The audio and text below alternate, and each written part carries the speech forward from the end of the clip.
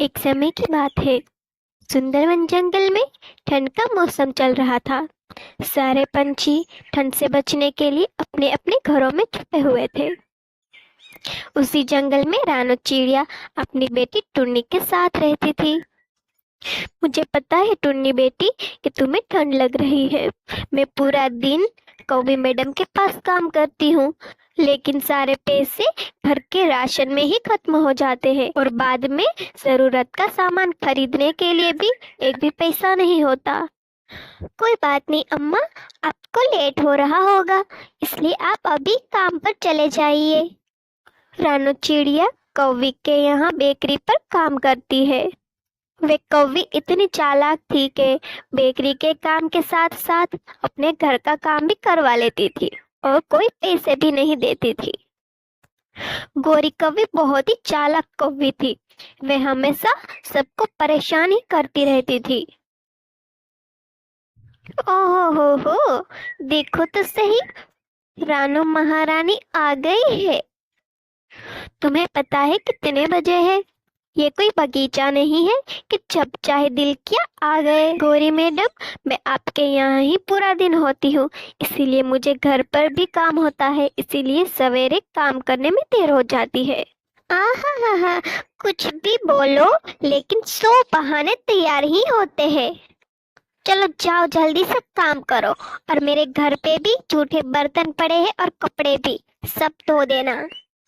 رانو چڑیا گوری کوی کی بات سن کے سارا کام کر لیتی ہے اور شام کو گوری کوی کے گھر پہ جا کے جھاڑو پوچھا کرتی ہے۔ اتنی ٹھنڈ میں رانو چڑیا پورا کام کر کے اپنے گھر کے لیے چلی جاتی ہے۔ ٹھنڈ اتنی تھی کہ اڑ پانا بھی بہت مشکل ہو رہا تھا۔ رانو چڑیا کپ کپاتی ٹھنڈ میں اپنے گھر پر پہنچ جاتی ہے۔ وہ اپنی بیٹی کو دیکھ کر بہت خوش ہوتی ہے۔ میری بیٹی، تمہیں بہت ہی ٹھنڈ لگ رہی ہوگی، مجھے پتا ہے، لیکن میں کچھ بھی نہیں کر پا رہی ہوں۔ مما، اتنی ظالم ٹھنڈ ہے، کہیں ہم جم ہی نہ جائے صبح تک۔ ہاں ٹنی بیٹا، میں کل ہی گوری میڈم کے پاس جا کے تنخواہ بڑھانے کی بات کرتی ہوں۔ اگر وہ نہ مانی تو میں دوسری جگہ پر کام ڈھونڈ لوں گی۔ ہمارا خرچہ اتنے پیسوں میں نہیں چلے گا، اسی لیے ہمیں کچھ کرنا ہی پڑے گا۔ جلدی صبح اٹھ کے رانو چڑیا گوری کے گھر پر چلی جاتی ہے۔ ارے کیوں رے چڑیا، اتنی صبح صبح تنگ کر رہی ہو؟ کیا بات ہے، اتنا کیا ہوا کہ گھر پر آ گئی؟ گوری میڈم جی، آپ کو تو معلوم ہی ہے ہمارے حالات کیا ہے۔ اتنی ٹھنڈ میں ہمارے پاس ایک بھی گرم کپڑا نہیں ہے۔ کیا آپ ہماری مدد کر سکتی ہے؟ تھوڑی سی تنخواہ بڑھا دے، اسی لیے ہمارے مشکلات آسان ہو جائیں۔ کیا بولی تم؟ میں تمہاری تنخواہ بڑھا دوں؟ کس لیے؟ اتنا تو تم کام بھی نہیں کرتی ہو۔ گوری میڈم جی، میں آپ کا گھر کا اور بیکری کا دونوں کا خیال رکھتی ہوں۔ اگر آپ تنخواہ نہیں بڑھائیں گی تو میں دوسری جگہ پر کام ڈھونڈ لوں گی۔ میرے ہوتے ہوئے تمہیں جنگل میں کوئی بھی کام نہیں دے گا، سب جگہ پہ تمہیں بدنام کر دوں گی۔ رانو چڑیا کی بیٹی ٹنی گھر کی صاف صفائی کر رہی تھی، تبھی اچانک گھر کمزور ہونے کی وجہ سے ایک سائڈ سے ٹوٹ جاتا ہے۔ ہے بھگوان، یہ کیا ایک اور مصیبت! ٹنی جلدی سے گھر کے باہر آ جاتی ہے۔ اس کے باہر آتے ہی پورا گھر ٹوٹ کے نیچے گر جاتا ہے۔ ٹنی چڑیا گھر ٹوٹنے کی وجہ سے بہت ہی دکھی ہو جاتی ہے، وہ رونے لگتی ہے۔ تبھی رانو چڑیا وہاں پر آ جاتی ہے۔ اپنا گھر نہ دیکھ کر وہ بھی بہت ہی حیران ہو جاتی ہے۔ یہ کیا ہوا ٹنی بیٹا، ہمارا گھر کیسے ٹوٹ گیا؟ اور تمہیں کہیں چوٹ تو نہیں آئی؟ کیا ہوا بتاؤ بیٹا۔ کچھ نہیں اماں، میں کام کر رہی تھی، تبھی اچانک سے گھر ٹوٹ کر گر گیا۔ اتنی ٹھنڈ میں ایک اور مصیبت!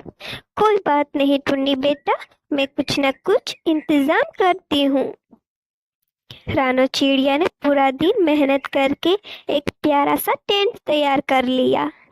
پورا دن محنت کرنے کے بعد دونوں کو بہت ہی بھوک لگی تھی، اسی لیے رانو چڑیا نے کھچڑی بنا دی۔ अम्मा आपने ये क्या बनाया है? मुझे तो इस टेंट में भी बहुत ही ठंड लग रही है। हाँ बेटा, मैं कल ही एक काम ढूंढ लूंगी और हमारे लिए पक्का मकान भी बना लूंगी। तब तक तुम खिचड़ी खा लो। अरे बेटा, अंदर कोई है? मुझे बहुत ही भूख लगी है। इतनी ठंड में आप बाहर क्या कर रही है? ये लीजिए गर्मा गर्म खिचड़ी, आप खा सकती है। हाँ बेटा, मेरे बेटे ने मुझे घर से निकाल दिया, इसीलिए मुझे बहुत ही भूख लगी है।